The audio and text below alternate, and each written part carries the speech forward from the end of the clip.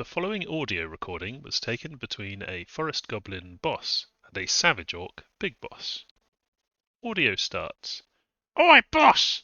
Why don't we let them pointy-eared dark ones fight the spiky oomies? Then we can pick up whatever's left. Oi, shut up, you grot. We's orcs. We don't need a plan. We're gonna crump 'em all. So as you can probably tell, it is turn number 31. This is another in my series of videos on my all Warhammer Nations game in Dominions 5. I am playing as the Greenskins, specifically the very small-brained savage orcs known as the Bone Nose tribe. And I really do not have a plan, because plans are for filthy goblins. Well, that's kind of a lie. I have a bit of a plan, but we'll go through that now. Firstly, we've got our events. We've got researching conjuration up to level 4. There's not that much useful in level 4. There's a little bit, but in level 5 is when we get the good stuff, and we're going for that primarily for Howl, but also for elementals. Source of all alopecia, the Tomb King has claimed the Throne of Air. So the Tomb Kings are doing quite well. I think the major powers in this game are Khorne, the Dwarfs, and the Tomb Kings. There are some others that are still stuck in wars. I know Ogres and Bretonians are fighting a war. I know that the Wood Elves and Kislev are fighting a war. So a lot of people are just kind of stuck in nasty wars. And then, of course, Slaanesh and the Dark Elves are in a real mess economically. Their territory is just being chopped up. Lots more Corpseman construction, and a helpful viewer in the last video commented and pointed out that we actually have a site on one of our thrones that gives Corpseman construction a bonus, so I'm going to move my Corpseman construction over to that province and I will show you that shortly.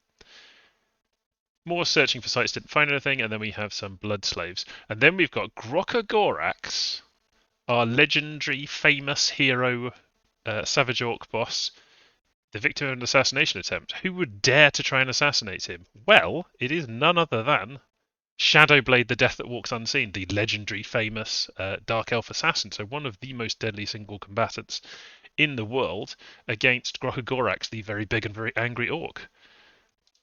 Place your bets. Who is going to win now? He's got chi shoes and a horror helm, and of course he comes pre-blessed, and he's got lots of nasty weapons. And he is up against Gorax, who has, well, nothing. He's got a loincloth and 2 big axes. So who's going to win? He misses with his ranged attack. Gorax comes barreling in, whirling his axes. Shadowblade awaits the charge, countercharges, and slashes, and it's an absolute clash here. Gorax immediately takes a nasty hit, a chest wound, as a dagger plunges into his heart. Doesn't take any poison, fortunately, though. He got away with it there. And Shadowblade has one of his arms lopped off by the massive axes of Gorax. So now I don't know. Shadowblade's still very dangerous, even with just one arm. Let's see what happens next.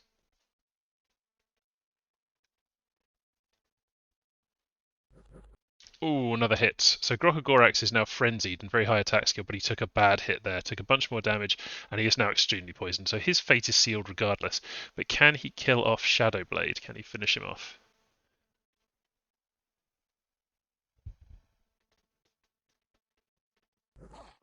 The answer is no, and he gets cut down in his prime. So Gorax killed. Very annoying, because it means the big army I'd given Grokka to lead, trying to leave the Dark Elf capital, because they didn't really want to fight the Dark Elves at that point. It's just stuck there. So they've caused themselves to still be under siege by me. It's a bit weird. Another Forest Goblin Great Shaman disappeared. The problem with Forest Goblin Great Shamans and Goblins in general is they have bad morale, because they're filthy grots, and they don't like a good ruck like an orc. And that means that they are prime pickings for Slaanesh to just seduce away. So we've now lost 2 Shaman to them, and we've also had some things assassinated by them. But they don't have many seducers, it looks like. We've killed a lot of them. Then there's a battle in Urthel. We see Bretonia attacking Ogre Kingdoms. Bretonian force is some Grail Knights led by Grail Maiden. So that's a pretty strong raiding force. And they're against some province defense, but then, oh dear. Behind the province defense is tons of pit fighters, butchers and things. We've also got a foul spawn and a grotesque. And then we've got a group of these nasty saber-tusk lions. Or tigers, I guess. We've also got a tyrant charging out front. Askiver. Oh dear. He must be popular. So the Grail Knights are going to completely destroy the province defense with ease. They're probably going to kill a bunch of these saber-tooths. Although, since they're on attack rear, yeah, they're going to go after them. No, they didn't. Okay. Well, we'll see. The Grail Knights are really, really good. units. They can really chop stuff up, but they're not going to win against this many ogre pit fighters. The question is how many things they manage to kill before they're taken out. The answer is not very many, and the Grail Maiden is of course killed off as well. So how much did the ogres lose? 1 Saber Tusk and nothing else. Good lord, and they lose 6 Grail Knights. That's very bad news for Bretonia, and from what we've seen, it doesn't look like Bretonia is doing too well against the ogres. Then we've got a battle in New Spring. This is Slaanesh with their force of cavalry are attacking a Dark Elf province. Just against province defense, so that's an easy win for them. Then we have a battle in Kepes. This is us attacking Slaanesh down in the south. We've got some province defense and then a handful of Chaos Warriors and things. Just enough to kind of stop raids, I guess. So this is going to be an easy win for us. We'll kill off a couple of Chaos Warriors, which is always good. And another province taken away from Slaanesh. I don't think they were getting any income from that one, but it is gone now. Right. Battle in the province of the Forest of the Lost. This is Slaanesh attacking Dark Elves. So this is a very nasty force. We've got a few mages, we've got tons and tons of chosen warriors here. Lots of promotions have happened. So this is the force that was crushing the Dark Elves' capital, and they've now come back and they're kind of ready to liberate their own capital. And they are fighting a mixed force of rubbish from the Dark Elves. I don't think it's going to manage to kill anything. Maybe it'll kill the Chaos Spawn. No, basically not. We can see that they are really relying on just tons of lightning bolts. That's the plan for the Slaaneshi mages. So Forest of the Lost gone, and then we have a battle in Ireme, another one in the south. So here, this is supposed to be attacked by Grokogorax and these troops, but instead Grokogorax got assassinated, so all the troops are left behind, and all we've got is 2 Orc bosses and a couple of War boys each guarding them. Now that should still be enough because there's not very much province defense here, and Orc bosses and War boys are both pretty tough. Yep, they get through that Chaos Warrior without much difficulty. And then they have some cavalry to fight, and they beat them up without much difficulty. So that's actually worked out quite well in the end. We took Slaanesh. They couldn't get any province defense there. I think they have negative money at this point. So yeah, we've taken over Slaanesh, which is good. Our forces met no resistance, but they're still a fort. So we could storm immediately. Well, we'll talk about that in a moment. And then in Forbidden Fields, Forest Goblin Boss has been promoted. And we get some stuff from that. And Mammoth Grove, we have an excellent event here, 930 gold, and then a bunch of gems, and an Astral Serpent, which is a nice misc item for thugs to have. I don't think it's as good as the Dancing Scimitar or the Dancing Trident or the Stone Bird, but it's still not bad, the Astral Serpent. And then an event in the Storms, Water Gems +7, so really nice events again. And then we see a very strange thing, Independents attacking Khorne in Othelef. And this is an event that's happened, which has caused the unique Belial Lord, the Lord of Corruption demon, to emerge with some little demon helpers and some blood slaves. Yeah, just in the middle of Khorne's territory. That's quite thematic. I guess he's like a demon prince that's emerged. He's just casting tons of swarms, which is a spell we'd like to be able to cast at some point. Yeah, but they quickly slaughter that province defense of Khorne. We haven't got the Nagorondi walls down, and we're not going to get them down anytime soon, because I don't really intend to, but we have breached Slaanesh. So what's going on this turn? Well, we are keeping everything here on Slaanesh. This is a very scary force, because they moved all of their troops into one place. They've got, if we look at the battle report, where do we look at that? Forest of the Lost. Here we go. They have a total of 33 chosen warriors. The rest of the stuff doesn't really matter, but 33 chosen warriors and 5 sorcerers and a sorcerer lord. And then they've got whatever's in their capital. And if they move all of that onto our army, there is a possibility that they could beat even this huge army, loads and loads and loads of stuff, just because the chosen are so much better quality than what we've got. I mean, they're like 60 gold each chosen, and they've got this incredible Hellbless. So it's a terrifying army. But we are orcs, and we haven't had a big fight yet, and I would like to show you a big fight. I don't really have all the magic that I would like to have, but even if we lose this very big fight, we'll still have tons of stuff ready to back it up, and we'll still have a massive economic advantage, so I'm not too worried about that. So what we're going to do, instead of storming the castle, because I think they'll just attack anyway, and I don't think a storming would go well if we'd lost loads of stuff and then we tried to storm. So what instead we're going to do is we're going to preach. We're going to preach the hell out of Slaanesh, literally. It's got 3 Dominion strength left. Their Dominion is clearly just falling apart. There's a little bit here. There's some here. I think that is... yeah, that's probably Slaaneshi Dominion there too. It's gone here. It's gone here. You can see there's none there. Down in Dark Elf lands, I believe this is Dark Elf Dominion. If we look down here, in Nagarond there is no Dominion. Down here we can see that that is a bit of Dark Elf Dominion. Yeah, I think that there is very little left in terms of Dominion from Slaanesh. So a way that even if we lose the battle, we could end up just killing them is just by dom pushing them, just making our Dominion cover this whole thing. And we can do that. We do have lots of shaman around who can preach. We've got one preaching here. We've got stealthy preachers that we can do that. We can send more and more stealthy preachers in. I think I've got some spare ones, possibly not. These are my corpse constructors, and they are moving over here because there is a Ziggurat of Thunder, which a viewer pointed out. Thank you for whoever it was who commented that. I've forgotten your name, but thanks a lot. We get corpse construction +1 there, so we can have a corpse factory there. We're moving those corpse men into here in case this force moves up, and we're moving a force here. We're just trying to stop Slaanesh from being able to move around. You can see they've created an income stream now because they took these connective provinces, so they do have income coming in, so they have a little bit of gold. But we have cut off these provinces by taking this. We're going to consolidate our forces. I don't think we've got anything attacking New Spring, do we? No, we don't. But I am kind of doing some sneak attacks with scouts and things because they previously couldn't afford any province defense. And I'm sending some orcs back. Oh yeah, we haven't got a commander here, so I'm sending some orcs back to pick up these troops and try and move them on. Basically, since the Dark Elves did assassinate Grokogorax, we are at war with them. So I'm gonna just be attacking the Dark Elves as well. We're just conquering all of this. Anything gets in our way, we're just gonna try and smash it. It's gonna be high commitment taking over this whole area, but we're gonna do it. The first thing to do is to deal with Slaanesh and, in general, burn any temples down and take over any knock over any dominion that we can. So we could do with getting rid of that temple at some point as well. But for the moment, we've got a lot of things that are in our favour in this war. Obviously, we've got massively bigger economy than them, lots more majors and research than they can manage to do. But I am just worried that that's going to be able to beat me, just that many chosen.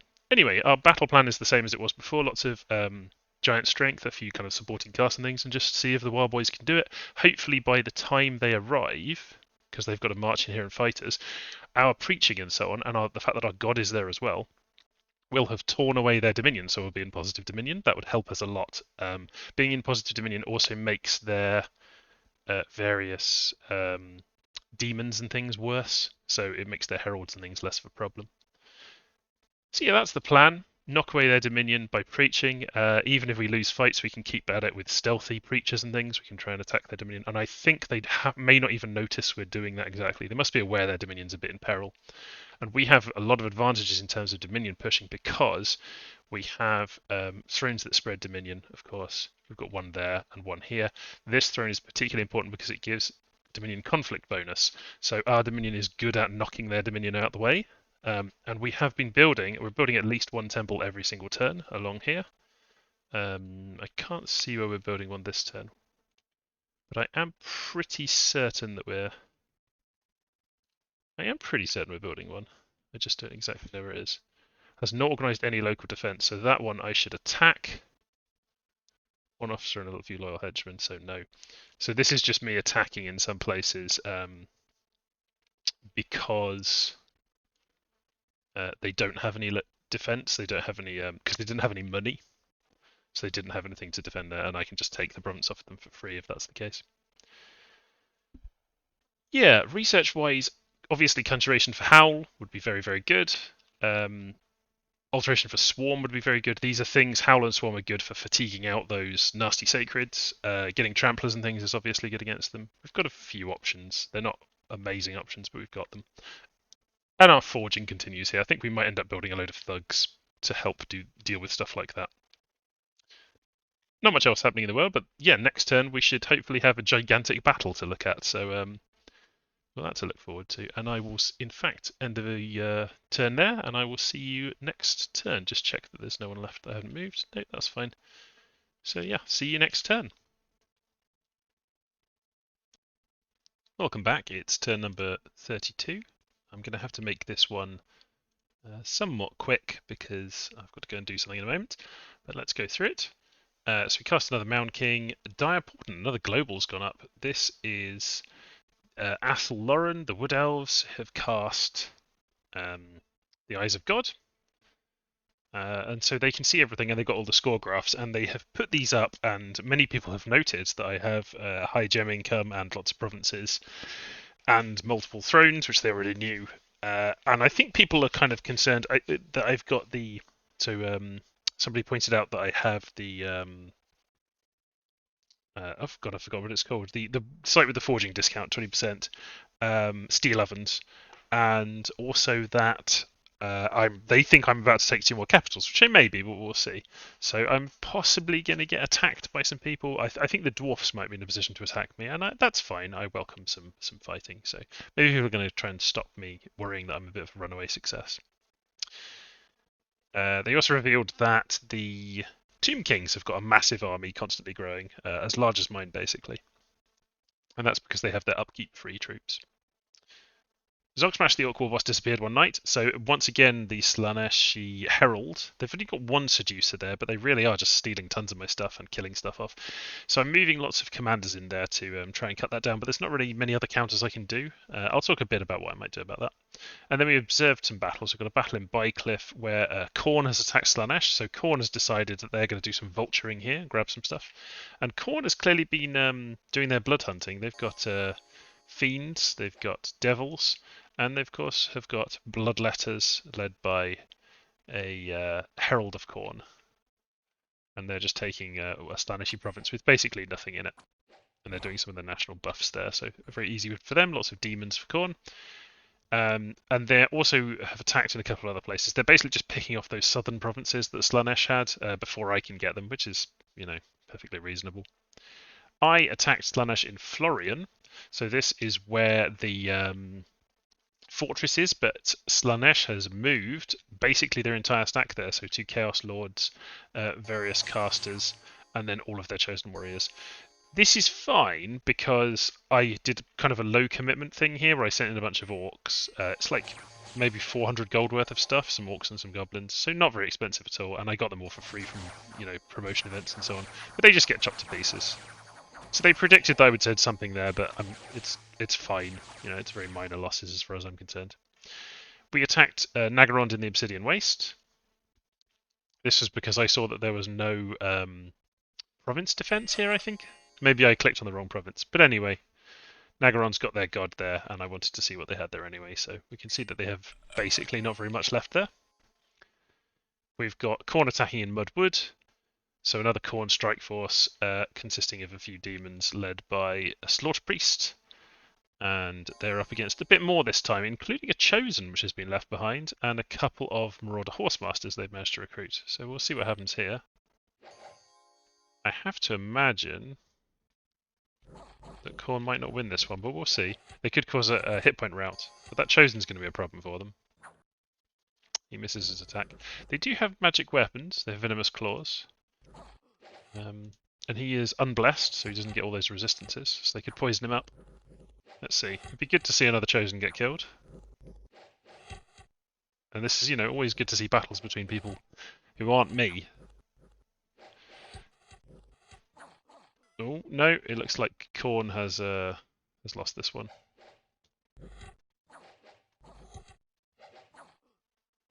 Yep, Khorne lost that expansion.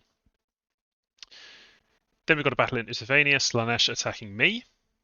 So this is the remains of their southern forces, including quite a few Marauder Light Horsemen. I think they might have some with stars. They do have some that were left over from their original expansion forces, and they're attacking me. But I have thankfully reinforced this province, and I've got some stuff here. I've got some Warboys, but they're unblessed. But I think they should still be strong enough to beat this group. So let's put it on fast and see. Marauder Light Horsemen are tough, but we have a bunch of chariots here, and they're just going to sweep in and do some damage. And we've also got a, I think is that a big boss or a war boss? I think that's just a big boss. Yeah, we've got a big boss in there helping sweep them up. So we get to crush some more Slaaneshi stuff and stifle another attempt of them to kind of cause some problems and break out. So that's good. Then we see a battle in the Forest of the Lost was the next one. This is just us pinging. We saw that they had something with no province defense. Unfortunately, both the Orc War boss that just got seduced has been transported there, and this Greater Chaos Spawn It's just randomly there. So yeah, we fail our attack there, even though they didn't have province defense. They did have some stuff sitting there. Then we've got a battle in Bretonia. This is ogres attacking Bretonia. And we see here Bretonia, I think this is just province defense, but a lot of it. So expensive province defense. And I don't think that they're going to be able to do much against these pit fighters. They're really, really strong. And they're now getting Toothcracker on them. So once they've got Toothcracker on them, you can see their protection rockets up because they've got that high natural protection. Very, very frightening. Maybe they'll kill this tyrant. Knights of the Realm do charge very hard, but of course, because they've got their blood bond, the damage gets distributed and then they regenerate it. So it's very, very strong. And then we've got a bunch of saber-tooths and some kind of grotesques and things. The tyrant's doing well. Yeah, the knights have been destroyed by the pit fighters. The tyrant's doing okay. Here's the foot knights. They might be able to do some damage and kill that tyrant, potentially. Bretonian foot knights are pretty strong. Nope, the pit fighters are arriving now. So this is going very badly for Bretonia, and this is their capital, so they are in big, big trouble. Let's put it on super fast. Yep, they're routed. So what did the ogres lose in terms of their forces in taking Bretonia? 8 Nobbler fighters and a foul spawn and 12 saber tusks. Basically nothing. It just shows you how incredibly powerful these 16 pit fighters were, how many kills they got. Yeah, very, very impressive. They've got a very expensive bless, and they've got buffs on them too. It's kind of what you'd expect from that level of troop. Then a battle at the Fortress of Slaanesh. This was just me poking my head in to see what they've got. So we've got the wall defenders we knew about. We've got the monolith, of course, and they've been summoning up some crap, some Leogryphs, and they've also got some stolen Great Shamans. They've got 2 of them, which is very annoying, and one of them's got some air gems, which I believe they just stole off me. So, irritating. They've got some Winter Wolves too. An irritating selection of stuff. Whatever we send in there will have to have cold protection and lightning protection, that is for sure. And it will also have to be able to take out the monolith. I still want to just switch over the Dominion here. That's still basically my plan. Unexpected events. Famine in Bone Nose Tribe. This may be somebody hitting with the Blight. I'm not sure if that... It could be that, anyway. We're seeing that in Bone Nose Tribe. We'll see if that happens again. And my temple got vandalised in rain, but whatever, it still exists. We've still got the fortification in Slaanesh breached, and we see that the Skaven Blights have been vanquished completely now. So, what are we up to this turn? We're moving a lot of stuff into the cap. It's mostly commanders. We're moving in lots of scouts and things to try and cut down on the amount of seduction and assassination happening there. We haven't quite got their dominion removed from that province. We've got it down to 0, but we've still got quite a lot of preaching there. They also have quite a lot of priests, but I doubt they're all preaching like we are. And we should have Dominion bonuses here that help us out. Maybe they are preaching. We've got a god there. As soon as that Dominion flips over, we get a lot more options. But I kind of hope that Slaanesh attacks me in the open field. I don't want to fight them where I can't get flank attacks and things on them. Fighting in the open field is better. But also, it's okay if they don't attack me this turn, because next turn I'll have Conjuration 5, and that will give me more options for things to cast. So it'd be good to have that. Moving in a few more mages and priests and things, and we're just going to stay here, exactly the same plan as before, try and preach it down, destroy their dominion. We can't completely destroy their dominion without, going over them in Florine as well, and at the moment that's very well defended, obviously. So I think we're just kind of being reactive a bit here, moving more stuff in. We're moving some troops out of Nagarond, I hope, leaving one behind to siege it, as is traditional. And hopefully we'll be able to get some stuff out there. And we're going to move Grimdreg, while Grimdreg is going to move in here and see if he can take New Spring for us with the help of some more troops. And then we're also going to try and take the Forest of the Lost. If they move in there, they'll just destroy whatever I send, but it's okay. I'm not sending anything that valuable, just sending a massive wave of our corpse constructs, which we have plenty of. I think Mekgrot might also... Yeah, I'll just have him walk in there so that he's just an extra leader to soak up assassination attempts and things. We're trying to make it more difficult for them to assassinate and seduce us. One thing is to remove the Dominion. That makes their heralds are much weaker without the Dominion. So obviously we've already managed to get that down to 0. Once the Dominion's positive, all my commanders get +1 morale, which is very helpful. And we're also starting to forge some helmets and morale boosting, I think. Yeah, forging a dragon helmet. We'll start to forge some of those. They're generally just useful things to have, so I'm forging those. People know I have the steel up, and I would like to make use of it before people start charging into me. So I'm moving some more mages over there to do some more forging and the like. I think I might move Bogfang, can he do any useful forging? No, he'll just stay there and research for now. We've got quite a few earth boots that we're not able to use. I thought I would have more use for earth boots. In fact, maybe I should switch over some of my mage recruitment to make better use of earth boots potentially. So let's take this Subject Shaman off. Let's have, instead of the Great Shaman, we'll just have a normal Shaman and go for an Earth 1 on that. See if we can get some more Earth 1s kicking around that can use those Earth boots up. Right, I think not very much else going on. We're just kind of maintaining at the moment. I do want to get one of these mages over to be able to do Astral and Earth Forging. So maybe Zalis or Zephyron. I think I'll send Zalis over there. So we'll start him walking back there. Can we give you any items to speed you up? Water walking? Does that help you get there any faster? No, it doesn't. Well, let's just send him going along. We've got another mage who's moving, Urbon's moving up this way. I'm kind of spreading out my Golden Order mages. I want to have them in various different places. They can all do useful things. Okay, not very much else to say about this turn. About to get Conjuration, and then we'll be going off to get Construction 5 and 6 and putting up Lightless Lanterns, which will help us with our research a lot. Yeah, we're getting some more Storm Spools because those are generally useful. And I'm having Mech Warties walking over there with Boots of Longstride and a Fire in a Jar, which will help. I can give that to one of my commanders over there. And I think, yeah, Gut Stabber is carrying Elemental Armor over there. And the reason he's carrying it over there is just to give it to my god, basically. Gorkzilla wants to have Elemental Armor because that'll give him cold resistance as well as all this other bits and pieces. Let's also give him, because he won't need the Storm Spool anymore, we could give him another item for our god. We could give him Astral Serpent. So we'll put Astral Serpent on there. Could be helpful to our god. Anyway, that's it for now. Haven't had the big climactic showdown with Slaanesh yet. Haven't really attacked that much other than we're just concentrating on what we're doing over here, basically, and concentrating on kind of preaching some stuff out. And I'm going to just save up some money so I can get some more temples because I do want to push my Dominion a lot over here. But yeah, we've got our blood hunting going down here now in Traveller's Rest, and we should start to see a decent blood income from that.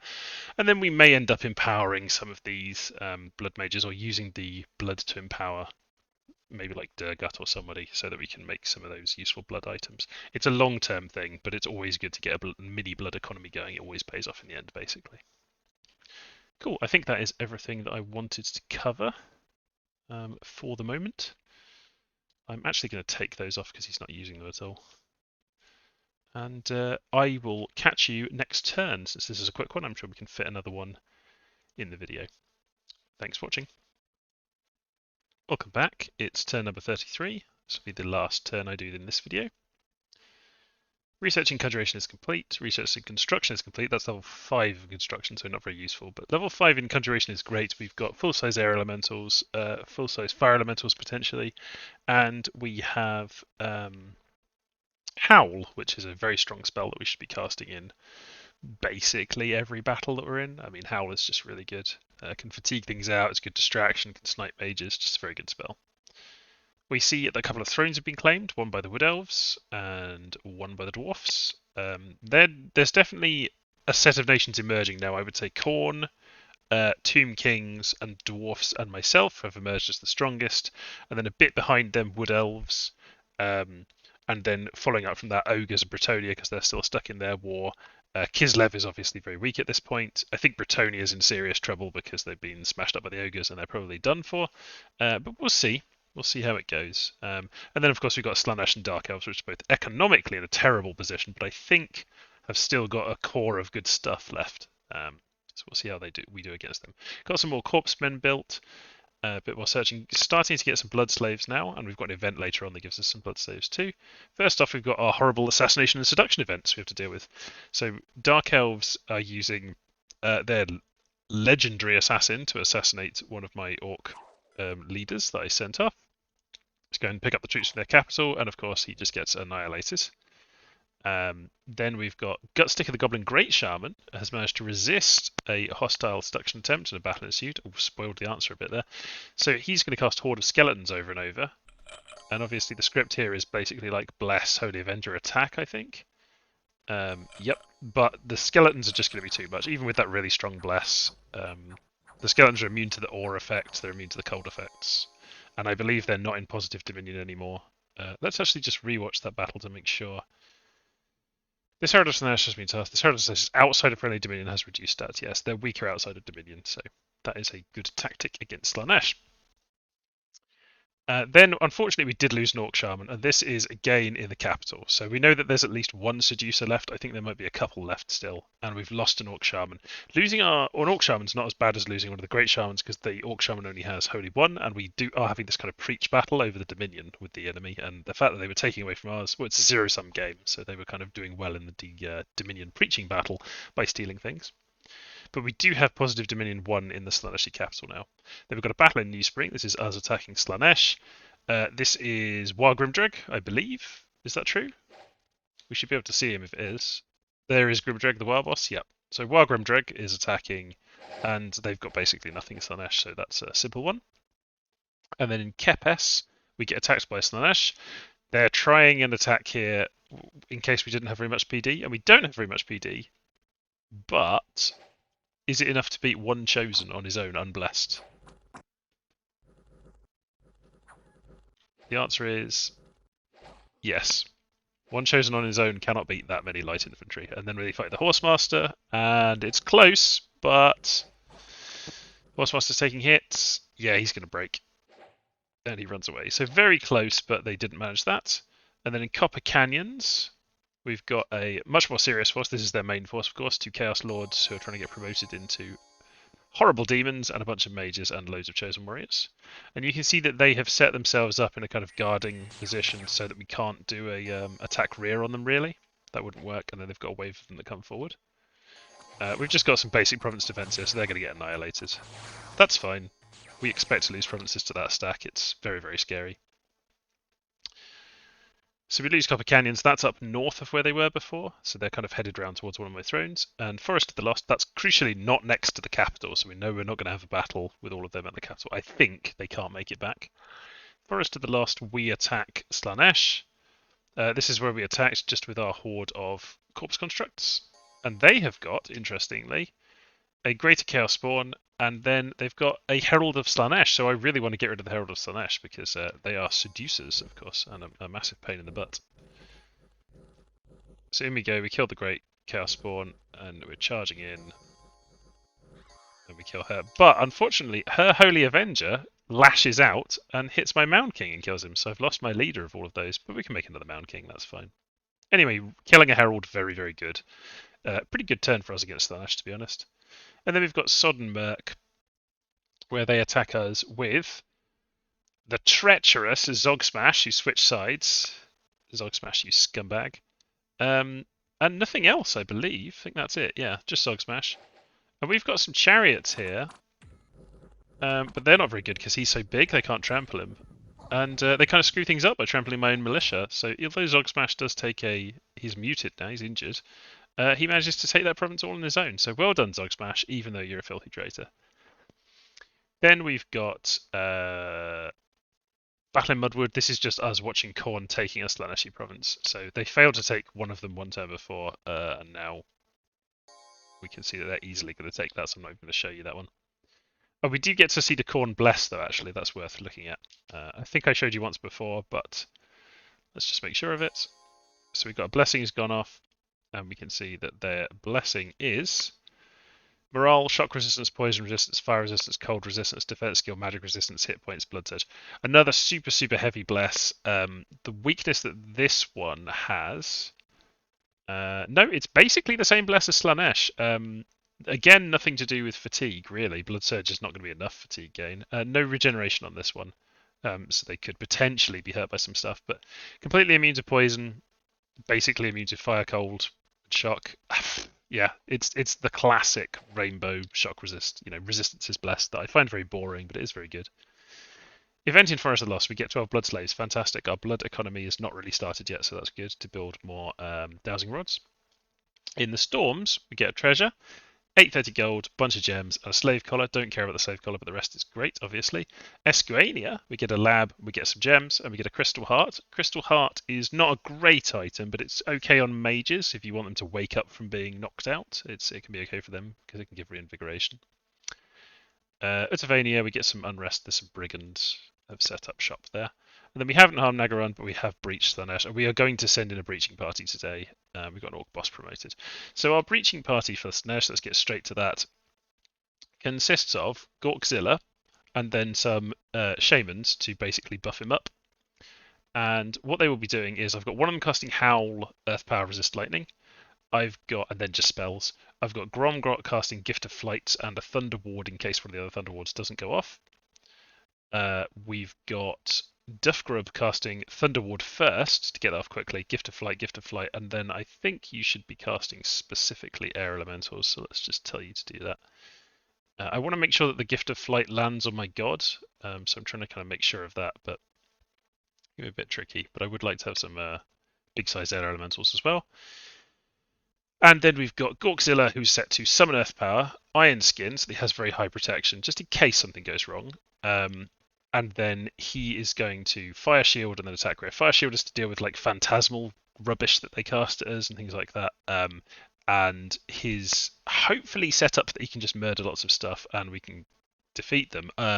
They do have their monolith there, and maybe he'll end up hitting the monolith. He can hurt the monolith. He hits hard enough, and he hits multiple times with the Sword of Swiftness.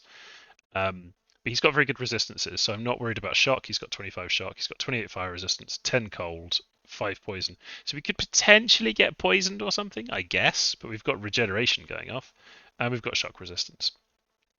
So the main things I've seen them use, not going to be a problem. Let's see how it goes. There's things that they could do that would mess me up, but we'll see how it goes. And then I've got Moss Body being cast by Yellow Eye, just to get Moss Body on the big boy, of course. It's not the perfect setup for this, but two Moss Bodies and an Enlarge, and then he's just casting spells. So, you know.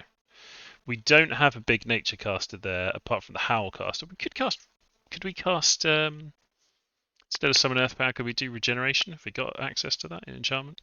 We do. We could throw an extra Regeneration down. Let's do that. Regeneration, and then Summon Earth Power. I don't know if we need to do Resist Lightning, Self-Resist Lightning, you know. Let's, +5. I mean, it's not. You know what? Cast spells. And we do have positive dominion of 1 there. I'd like to have more, but let's just do it. Let's just get on with it. We want to see a big battle for the next video, right? We want to see the castle getting stormed by our god being a boss man. We're also attacking down here on Relapia. Everything else is just kind of preaching over here to keep, sieging and preaching. I'm not storming it with everything. I'm just sending the god in first to try that out. It may not work. And then in Relothia, we're attacking with a Divine Blessing, Mage, of course. We're getting Phoenix Power Flaming Arrows up with this guy, and then he can cast various things. I wish I had some Nature Gems on him so that he had access to Howl, actually. Do we have a way of getting some Nature Gems to him? We could take one of our scouts, Mr. Morsnick. Let us... This is a trick I use all the time, and it's obviously quite a common one to use. Let's just send this mage who's got a couple of fire gems and some nature gems. In fact, do I want to... I'm going to leave one nature gem behind. I'm going to send Rockrob, the scout, down there. I can't reach it this turn. That's okay. It's alright that you can't reach it this turn. We'll just send him down there. He's going to provide nature gems and fire gems over there for in the future for that stack. Elsewhere, just building stuff up, obviously. Nothing much else is happening. Forging wise, we are forging Owlquill, a Whip of Command, which is good for moving goblins around. Dragon helmets are useful to stick on mages and things. Rotdrag's got one there. He's moving over there. He could do more howl casting and so on. In fact, I may set him up with standing orders to cast Howl. We can do Foul Vapors too, but it may not be a good idea. We'll just say Howl and cast spells. Forging more Sanguine Dousing Rods, obviously. We're going to do one of those a turn and make one of these blood ones with a Sanguine Dousing Rod move out every turn. We've set up another Blood Hunting province. We're doing a bit up there, Blood Hunting there, and we're going to set up another one down here. Yes, we're going to be blood hunting down here because it's got decent population, it's got a lab in it, and so on.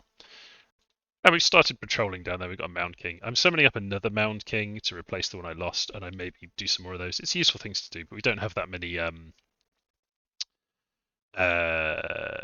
death gems. Sorry, I don't know where my mind went blank there.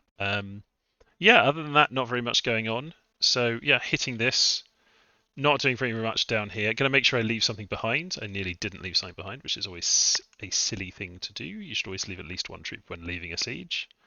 Although we've got the scouts there sieging. So you can see I've built up scouts here to try and avoid being assassin killed off. The assassin can get them instead of killing my barbarian who's moving below. And the same here, we've stacked up a bunch to try and avoid the seductions hitting important things or the assassinations. So this should help us a bit. Over here, where's Slaanesh going to go? I think they are unlikely to be able to move back here and hit us there. So most likely they can't water walk either. The temperature's not right. Even though it's winter, the temperature is still hot on both sides. So they may go into the Cathedral of Rock, I guess. They could try and like pierce into my heartland by going through there. I will just ignore them if they do that and try and preach out the Dominion here. There's unfortunately enemy Dominion here we've spotted, so they do still have a decent amount of Dominion left. But if we kill their god and take over their capital and push out from there, it shouldn't take very long to deal with them. And then I would never have to fight that if I just took out their Dominion, which I would prefer. Even though I am playing as the Orcs, I'm kind of a cautious player who wants to avoid like big encounters, losing lots of stuff in big fights. I would rather just win, like economically or through subterfuge or something. Just whatever works best is kind of my playing style. Although I try to do things which are fun, of course. Oh, we've got a Fire 3, Nature 3 over there. I didn't realise, but that's kind of cool. Could you forge anything interesting being Fire 3, Nature 3? Not particularly.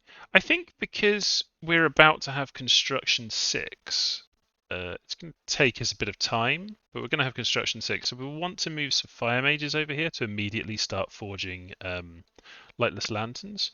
So maybe if I got anyone who's hanging around who's just a Fire Mage, yeah, Scabdrag, you should be headed over there, so you can go that way. And Urbon's going to move to our capital. Yeah, we're going to have some Astrals. We definitely want to be making some Astral items for certain. So I'm going to get Urbon over there as quickly as possible as well, which I think means going this route. Do we have anyone else that we could move over? Morslag could be good over there. It's kind of nice to have access to nature and fire on this border. I can use it to deal with the dwarfs if they attack me. There's a few things that he can cast. I'd like to have a Foul Vapors caster over there, actually. That'd be good to have. So maybe Glogzog, Rat Smasher. He's a Foul Vapors caster. Maybe I'll move him over there just so that he's available to quickly dump a Foul Vapors on them. Yeah, I think that might be a good idea. Okay, that is it for this turn, and that's it for the video. I will see you next time.